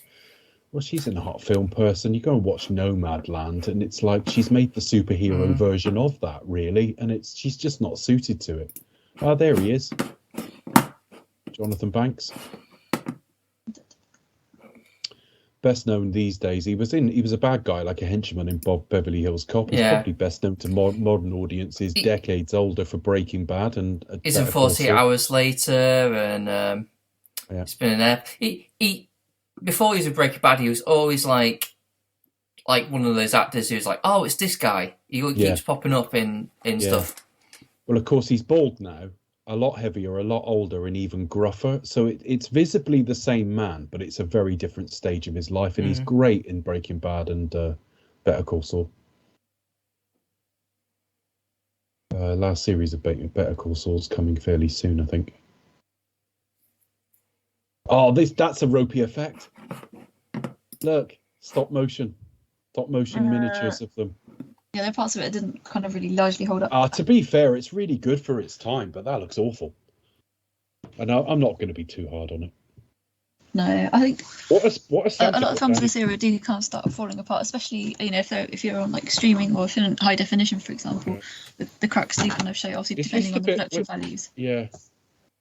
Like, for example, I think some of the what I call the gremlin effects say, like, obviously the Mogwai, the Keep Fairy ones, they kind of look okay. But I kind of think some of them do look a little bit ropey. I like the sort of the veiny effect in the ears, for example. Now we've got the final. We got the final act of the Rod Hole story now. I was going to say, this is it. This reminds you of that fateful day. What was he doing on the bloody He roof? climbed on top of his roof and then fell off. Attacked the emu. Fun fact: the person playing his wife was the original Audrey in Little Shop Horrors, the '60s version. Oh, there we go. Fun fact. Which you can kind of see when you look at like the Rick Moranis one. You You kind can of see, like the through line, can't you? Because she's ditzy, isn't she? yeah. Yeah, all right. I didn't know that. I think that might That's be far Roger fact. Corman stable. What the original wasn't a musical. No, I haven't seen the original either, but Nor have I. I've only seen the version with. I was taken to the cinema to see it when I was a kid. I've seen it once or twice since. I remember loving it. It was great, and it you can totally see how it would work fantastically as a stage musical.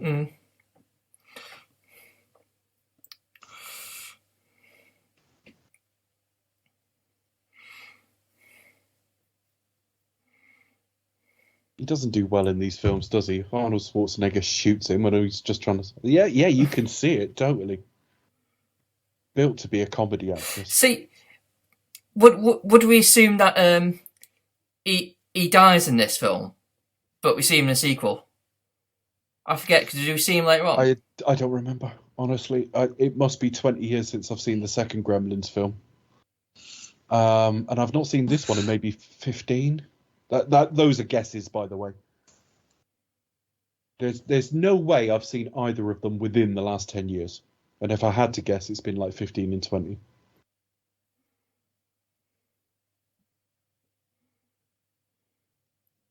Yeah, that appears to be death, doesn't it?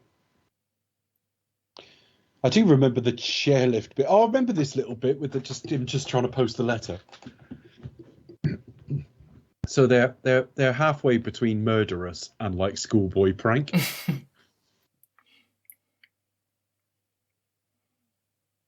See, this is why it's kind of like it was popular with like kids, because it had this kind of juvenile, light-hearted kind of element to it.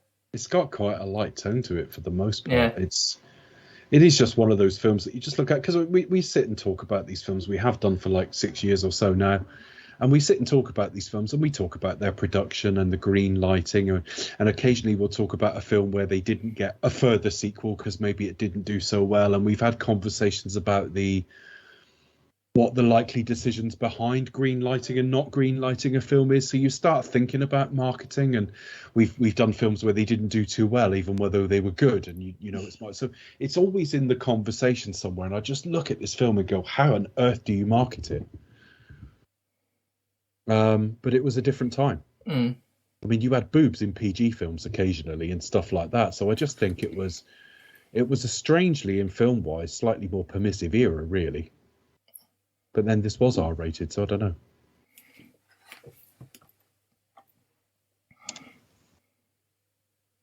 So, sorry. It's probably, my guess is, this is probably, when they were making it, they were thinking, this is just going to be like a whimsical, this is going to be a horror movie, but with more comedic tones. Yeah. And I think, especially with like the score, came out a bit more light-hearted, kind of joviality. Yeah. So I think when they were set up making it, they were thinking that this was probably going to be like R-rated, kind of, but comedic horror movie. But they were just sort of more, should we say, light-hearted stuff that'll play towards kids. As well in there, so it is. So something's just develop that just out Their the film own when way. you make it, rather than when you conceive it. It's very like it is a bit. It does feel like an Amblin film. It does feel like something Spielberg would have been making had he been inclined to try to make a horror film for kids or something. I remember the scene with the chairlift. That's one of the first things that springs to mind with me. Because wasn't the Burbs something like that as well? Well, The Burbs was Joe Dante as well, but I think it's that kind of suburban California living. It's got that feel to it. I mean, Poltergeist again. That was J.J. Abrams did something similar with Super 8. That, to all intents and purposes, was a love letter to Spielberg. Bit of a tonally confused one, but it felt Spielberg. It felt like he was mimicking. Yeah, it felt like he was mimicking that. He's a pretty good mimic, if nothing else.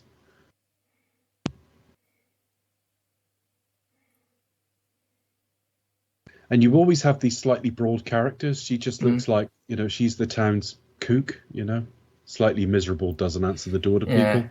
She's the town's Potter. Yeah. And of course, water. Nice of them to. They turned up to do a song for her. She's so ungrateful. I do like this.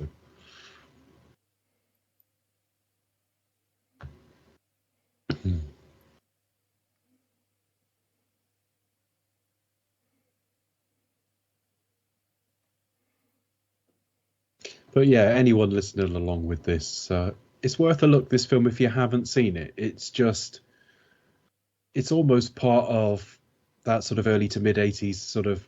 It's got that filmic language of that era. It's in the same era as Poltergeist, E.T., Back to the Future, some of the John Hughes films. It feels of a piece with all of those. It is so of its era.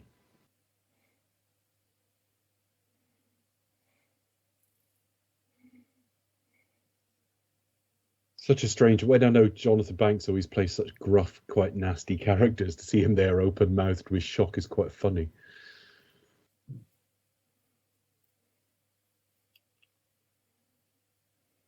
And of course, they don't multiply in the snow, so that's weird. Well, because it's that fake Hollywood snow. Yeah, because it's probably flakes. Yeah, they smell fresh afterwards. Here we go.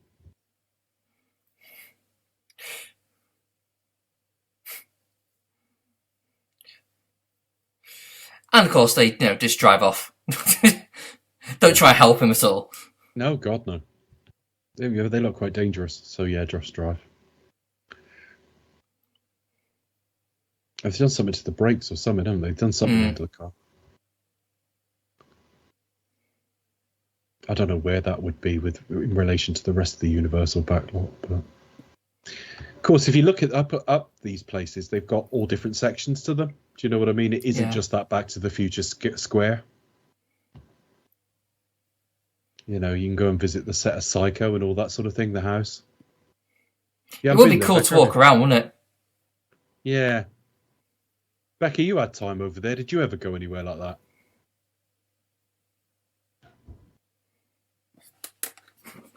Sorry. Did you ever go? Have you ever been to the set of the Psycho, the hotel? Seem to remember having a conversation. Tour, I don't know if it's included these days because it's very old now.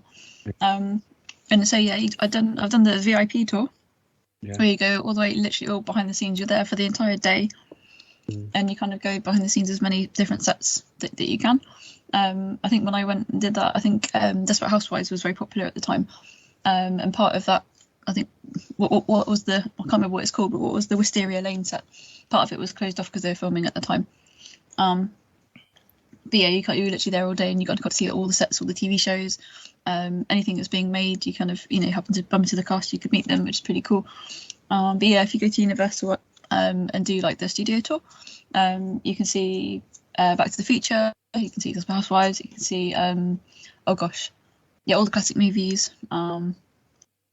Jaws, Psycho. I think War of the Worlds might still be there. I know that a couple of years ago they got rid of Whoville, which is just like behind the Psycho house from when they did the remake, which I was so happy when they got rid of it because it's so annoying because you could see it from the back and it's just like, oh my god, just ruins the skyline. But yeah, that was actually saved. It was going to be demolished, but it was actually saved as part of a big campaign. I want to say around 2017, 2018. So a group of fans all kind of got together and basically said, look, we're going to preserve this set for the nation, and the park, agreed to kind of put it and try and do it up a little bit, and try and make something of it. But yeah, I can highly recommend. Obviously, maybe don't only travel when it's very safe to do so. But yeah, if you live nearby and you want to go to Universal, highly recommend doing it. Do the studio tour. It is mind blowing, really interesting. If you're any interested in the movies at all, highly recommend it. Fast and Furious was another big one as well. That was really cool. See a lot of practical effects, how they achieved a lot of the pyrotechnic effects as well. Trying to think what else.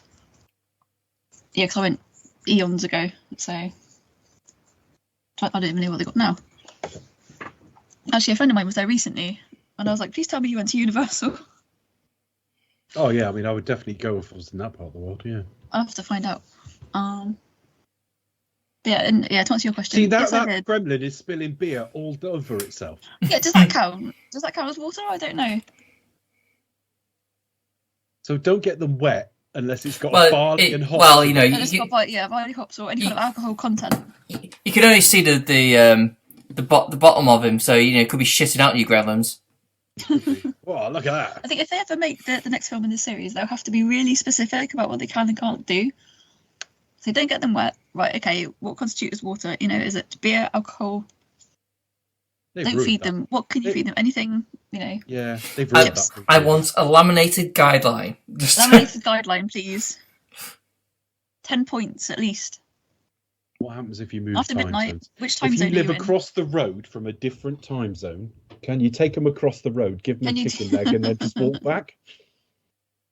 If you live in a different state where you're an hour ahead or an hour behind, what do you do? That's what I mean. Yeah, if you're near like the gap, you know, to Mountain Time or something, you can drive. Well, exactly. What are you going to do? You can drive back into sort of, I don't know, Seattle or something. Give them Especially some in a big chicken, country like America, you home. go through many different time zones. Well, 4. Obviously. Russia's got 11. Well, this is it. That's International. Excessive. See, there's got to be something about the general playfulness about the gremlins themselves that probably like speaks to younger audiences. Yeah, they're more sort of naughty than anything else. I mean, they're violent with it, but you know what I mean. But they're almost like cartoon characters because obviously mischief making. Yeah, they're singing carols and getting pissed and like smoking and you know, and doing like, you know, flash dance. I don't know what this is. Yeah. To be honest, I fancy Jennifer Beals much more.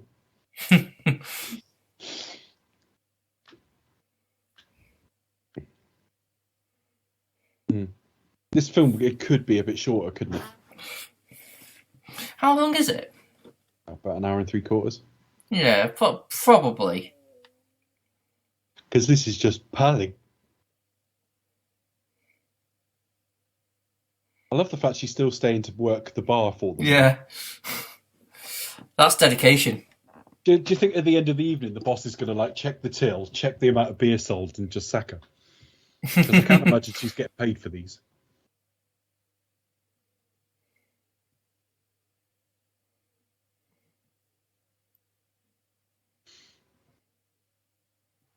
Oh, light, yes. She's quite clever.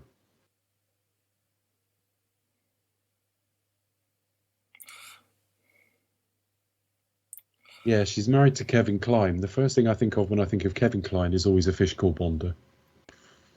Not Wild Wild West. Not Wild Wild West. Not Dave. That's where they cast him as the funny guy and Will Smith as the straight one. That was just well thought through. Or was it the other way around? I can't remember now. Whichever way around it was, it didn't make any sense. Dave was okay. In and out. Yeah, but Fish Called Wanda was brilliant. I think he might have taken an Oscar for that.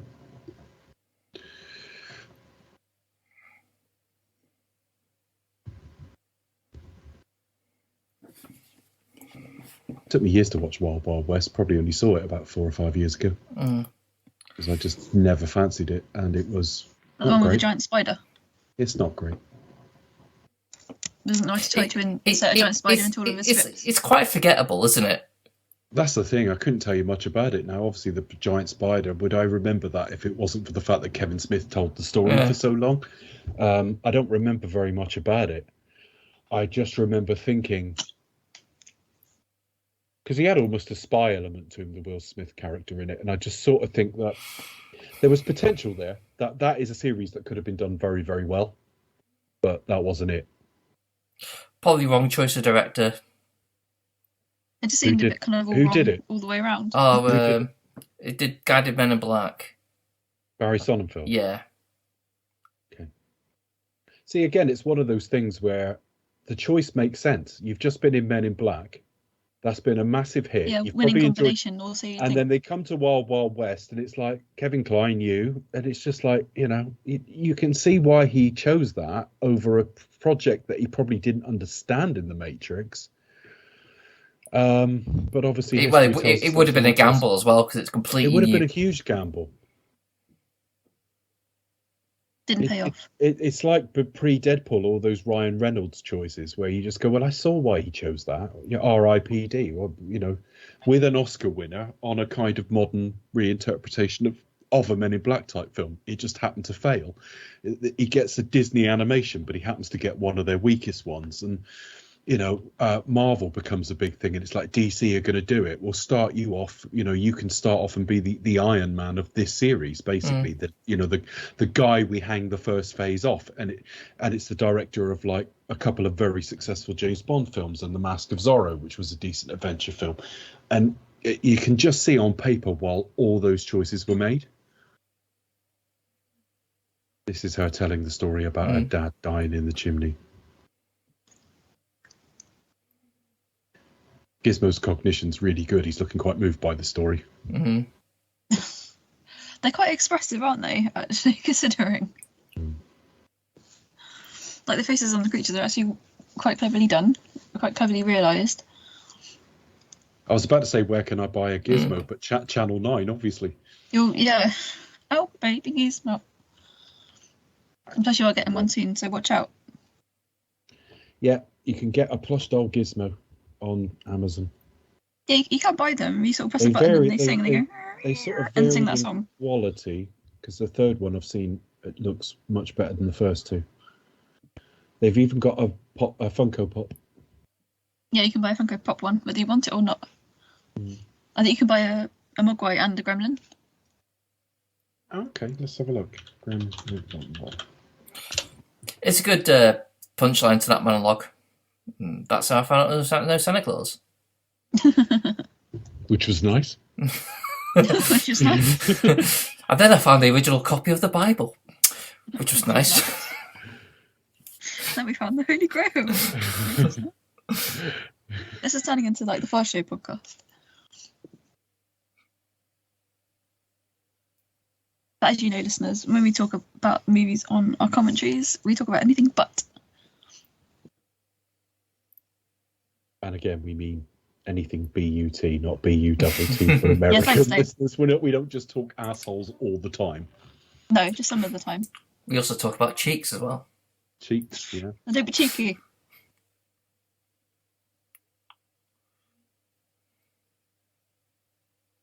So there we are. That's the Universal backlot leading down to the cinema. Yeah. Yeah. I'd love to get this is where Marty McFly. Where that last lamppost is more or less where Marty hit the thing to send him back to. Yeah, because there's the actual cinema where. Yeah. Yeah, you can actually see that. I just have a look on the Universal website and do the studio tour. That lasts an hour. And it says you can do crash course in set design. So you see like Earthquake, Jaws. So on the right of shot is the clock tower and all the rest of it. King Kong, Back to the Future. Just obscured by smoke. And Fast and the Furious, that was it. I bet they're all together someplace dark. Well, it is night. That's very likely. Well, it is night time, you know.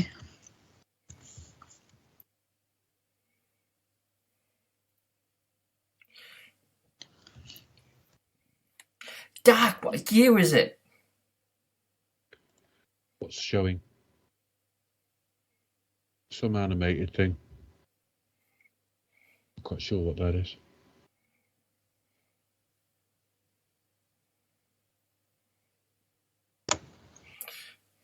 Well, that's convenient. What? Having all of them in one place. It's probably opening night for whatever the film is.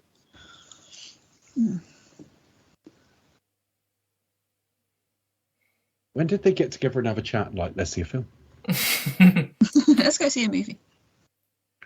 Do you know how to work Well, it? I want to know is how they know how to work it. Well, they don't really. Yeah, do they? Look at it. exactly. That's a mess. That's not really. Yeah, but they working. figure it out, though. I'm not sure I'd be able to figure it out. No. Just press a button now. Reel. So they're going straight to reel 4, which means basically about an hour into the film. And it's Snow White and the Seven Dwarfs. Yeah, opening night for that one.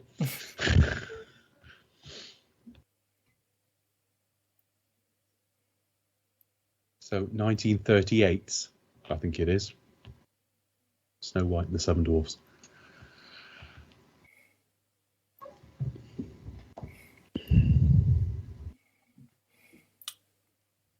I don't actually know if Gremlins is on any of the streaming services at the moment. I don't know where it would be. I do not know. Because an awful lot of these things were distributed. Is it not on by- Disney Plus now? That's what I was just Oh, it thinking. might be. Even though it's what did we say it was? Wasn't Universal? What was it? Warner Brothers. Warner Brothers wouldn't always be on Disney, but they often have some very strange arrangements for home release. Like you'll see a film that was out from a different studio, and it'll be Buena Vista at home, and that's Disney.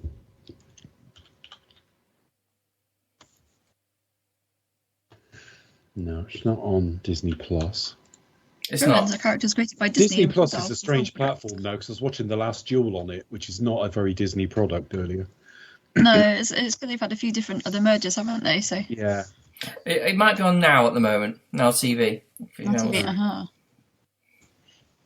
No, Between Disney, Marvel, Gremlins Star isn't on Netflix, but Ghostbusters, E.T., Labyrinth. Labyrinth. There's a film I've not seen for a long time. Which one? Labyrinth. I've never seen it. Have you not? Oh my gosh, we got to watch it. I can't see it.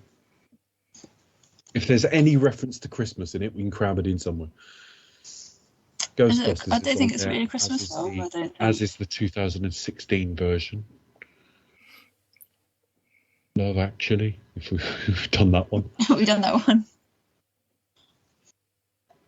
Yeah, I don't think it's really a Christmas film. Well, Love Actually. It's No, set in Love the- Actually is. Yeah, that's a it's set- Christmas film. Set in the run into Christmas.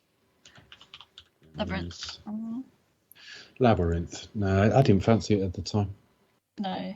No, you got to rent it. Gremlins 2, the new batch. That's set in the city, isn't it? See what's off on TV. Okay. So we're getting towards the end now. 20 minutes to go. Unfortunately, now that would be going to credits very soon. But so they lock them in.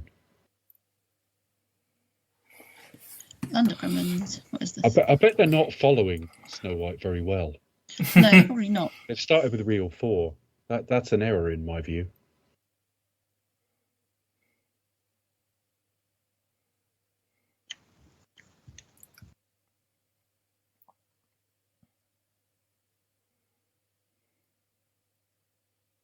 But they end up in the department store, don't they? Yep. Yeah.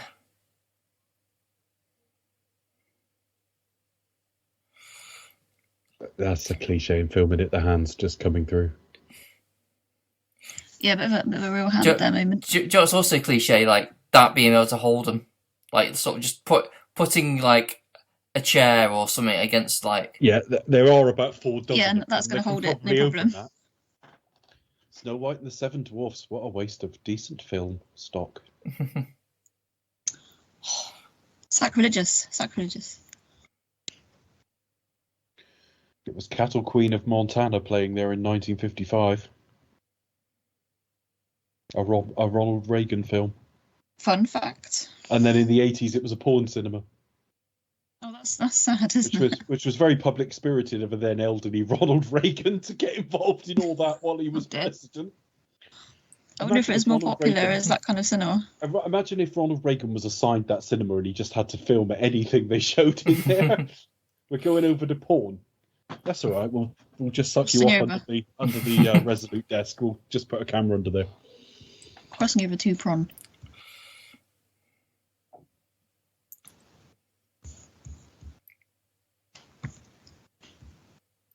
Okay. I can't remember why they're going in here. They found Stripe Oh, okay. or Spike. Is it Stripe or Spike? Stripe. I always thought it was Spike, but it is Stripe. Spike's the monster. Yeah, he would have a Mohican, wouldn't Spike's he? You know, because he's like punk. He's a... Yeah, he is. Stripe. He's cute though. Probably find after all this, if you feed them after midday, they go back. Be all right. Yeah, just don't do it after midnight. Midday is fine. You smash the Midnight is tone bugger. up. All you had to do was give them a bourbon at like lunchtime. And we could get a promotional tie-in with bourbons, Chris, for the third entry. That's something we haven't mentioned for a while on the show. The official biscuit of Do You Expect Us to Talk? Eat a Bourne with your cup of tea or coffee. Yes, a bowl with a cup of tea. A bourbon, Chris. I'm sure you said Bourne there. Oh, sorry. Don't eat John Bourne. It's just... Did we ever send some to Ken? I'm sure we did. Ken bought some when he was over He here. bought some when he came over. Yeah, then he's ordered them on Amazon and everything. I think I've He's a convert. raised the monster there. They are good they are good like dunking biscuit, aren't they? They're a great dunking biscuit, Chris. Don't underplay it. There are levels of dunking biscuit, and that is at the high point.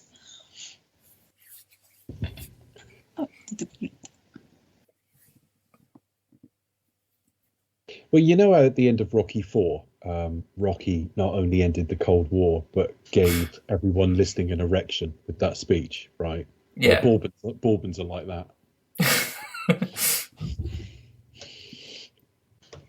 Although we don't recommend dunking your erection in a cup of tea. I need to see the new Rocky 4 cut. I have. Oh yeah. Yeah. Some of the excesses are toned down. Like it is fundamentally the same film. My wife has seen Rocky 1 and 2 now, and she will watch them all. I don't think she's keen to watch them in a very truncated period of time, but she didn't really want to watch it, but she said she'd watch the first one to see how she got on with it and quite liked it. So like we'll get to it. I don't think if you've never seen them it matters which version you see. But there are a few differences. They've excised the robot completely. Uncle Paulie's sex robot. Yeah. He's not in it. There's a few things from Drago's perspective, like when he comes up into the ring and James Brown's singing, you still get James Brown. But I actually, for a while, thought he wasn't going to be there because you were seeing it much more from his perspective. Little things, little beats that made them look cruel, like when Apollo was quite close to being killed.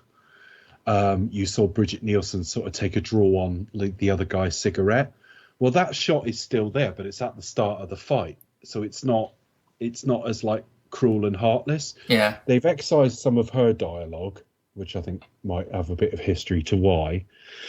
And at the end where he gives his speech and he's like, if I can change and you can change, everybody can change. He kind of shouts it in a very sort of triumphant way, and then it cuts to music. In this film, it's a different take. He just says, anyone can change. He says it like much calmer, and it is fundamentally a better film. Yeah. But it's not transformed. It's still feature-length montage. It's still got excess in it. But he's thought much, much more about the cut, and he's gone for a much less triumphant tone in it. Because it seems to be like he seems to like gone back and like and recut using like other takes and gone like it's just like no, that's like better. 40, it's about a minute or two longer than the original cut, or shorter, whichever way round it is. Let's just say it's roughly the same length, right? Because a couple of minutes is neither here nor there, but it's like 40 minutes new footage on a 92-minute film or something. So a lot of it has been replaced, but it's like when they sit with Apollo and Apollo's explaining he wants to fight again. That's a much more sensible scene. They've slightly recut the press conference, which gets out of hand. It still gets out of hand, but it's just slightly better done. Yeah. Everything about it is just a little bit better. It's more thought through. More thought through, and like I say, less of an obnoxious tone, because what he actually says, from the perspective of a not over bright boxer, I wasn't welcomed here tonight. I've seen some changes. I've thought about what's going on. So if I can change, you know, a dumb boxer, and you can all change and give me your support, maybe everybody can change. Mhm. That's not in itself a bad sentiment. It's just in the original film, he kind of almost howls it, and it just plays ridiculous. The cut used in this film is far, far better. And the last shot of the film, I nearly took a picture of it and sent it to you, because do you remember the original cut of Rocky was supposed to be him and Adrian exiting the arena together, hand in hand, as they used on the poster? That's the last shot of this film. Oh, okay. You know, all the same flaws are there. This is your whole life here. You can't win, Rocky. The montage of driving and all the rest of it. They spend a little bit longer at the funeral. The takes are less triumphant. The robot's gone. They haven't characterized Dolph quite as heartless. He still says if he dies, he dies, but just the overall effect of the film is just that bit better. Yeah, I think they've gone for a bit more.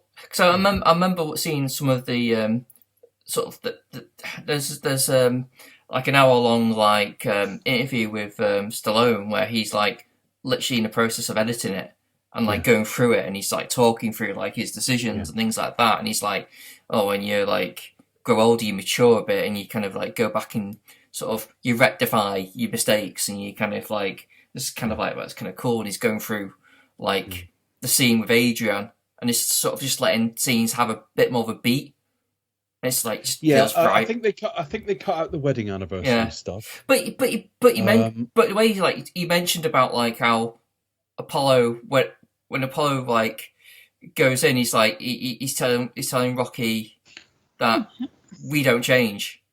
You know, he's like he makes a point that that's kind of like the point. Like Apollo dies because the way he sees it, it's like we don't change. But then there's still some of that there. Rocky and Drago both change in that fight. I'm sure he says something along, you know, in the original cut of the film, he says, that's easy for you to say, you're still on top and all that sort of thing. That's all still there. But there's an element of them sat talking. I seem to remember in the original cut, they're sat around like a dining table. And I think in the new film, there's a bit of that, but I think there's a bit where they're sat outside or something. There's definitely like an alternate version of the scene. And it's still got all the same flaws. He shouldn't still be fighting, but it's just a much more reasonable conversation. And there's a little bit more Adrian in it. It's all the flaws that are there with Rocky, not in the specifics, because some of the specifics are things like the robot's a bad idea, etc. So some of the specifics are gone, but the general flaws of 4 are still there, but they're significantly softened. It's a better cut of the film. The other thing they've done is the fight at the end. I read this, I wouldn't have noticed it if I hadn't read it to point it out. They've softened some of the Foley effects on the punches. They sound less like fucking explosions. So it's definitely a much more mature. He's been doing that since Rocky Balboa. He said, I want it to sound a little bit more like real punches. So it is a more mature piece of work, but he is still working with the same base materials, which was something he made at a time in his life when he was Mr. Muscles and all the sort of power had gone to, you know, celebrity had gone to his head. But it's better. That's all I can say. Having said that, if you've never seen it, and I'm just taking my wife through the films, and it's easier, for example, to get hold of the original cut, it would just be like, neither's that great. Just watch this one. So anyway, just back to this quickly. We're at the very end of the film now. Spike was in the was in the fountain about to reproduce, and they've got sunlight on him, so he's just about to explode or melt. Well, it's a bit of both, actually. Isn't there an explosion of it at the end? I can't remember. That's very end of Raiders. Well, there's even a guy in a fedora watching it. Probably. Stock footage of crocodiles eating someone in a red.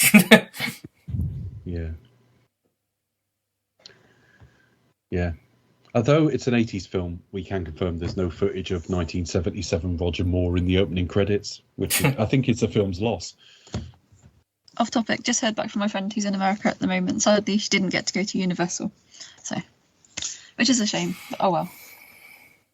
Really random. Sorry if about you've that. not been to Universal and have nothing to add on the subject, write to us at expectustotalk@gmail.com. Something you didn't talk about for half the film. Yeah. It's skeleton melts. That's pretty hardcore for a kid, because that thing's still sort of breathing its last, even though it's virtually melted. Yeah. Yeah, that's pretty hardcore. Oh my god. Yes, it's not really a kids' film, really, is it? I don't think, in the traditional sense. I think the look and feel is all that really interests me. It's a surprisingly slow film for its running time. But it is, I just kind of, 'cause I haven't seen this probably in a good few years now, and I thought, oh, actually, even though it's like an hour and a bit, well, not an hour and a bit, an hour and a half, and I thought it was ready to finish about half hour ago. Yeah. I'm never going to call it a bad film. It's quite entertaining. I recognise that guy. What was he in? He was in Teen Wolf. He was the guy on the news, is the PE teacher in Teen Wolf. Teen Wolf. That's a film I haven't seen for a long time. Yeah. Well, Michael J. Fox is a bit embarrassed by it. Don't know why. It's not bad. It's a kids' film. It's all right. There's always going to be one or two films that you look back on and you must be a little bit like, I regret making that. Or unless you're Nick Cage, in which case it's fucking does. Oh, Frank Welker did the visual effects. I didn't know that. And Peter Cullen. That's had half the cast of Transformers in it. Well, you're a bit ahead of us. The old far Asian guy has just turned up to collect. I nearly said Mowgli again. I'm so far ahead. I'm going to turn it off. That's all right. Sold. Interesting choice of words. Sold to the highest bidder. So, I'm suggesting that this guy never spills water at all, ever. Very clean. Very clean. You teach him to watch television.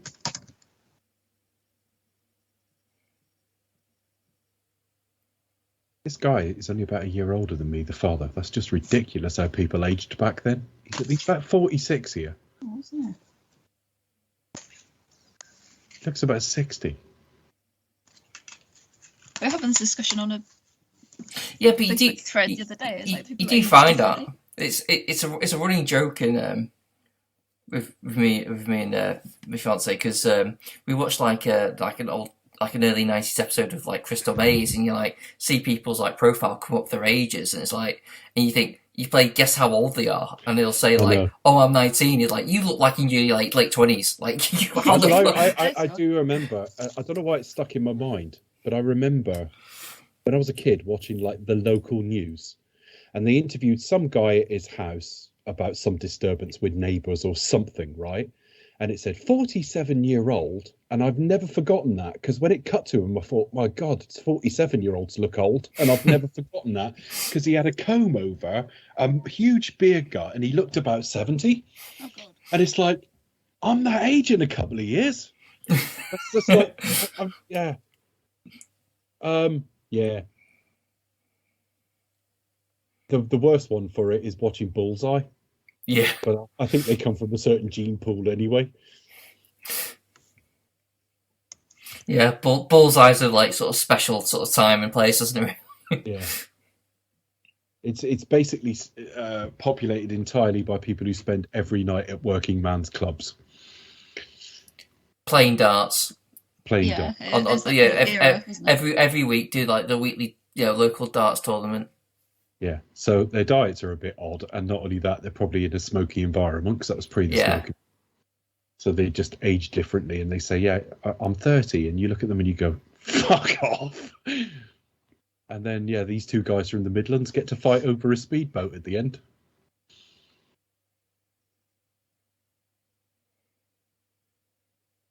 Such a running joke that they'd always be from like Birmingham or something, and they'd win a speedboat between two of them. About 150 miles from the coast, but all right.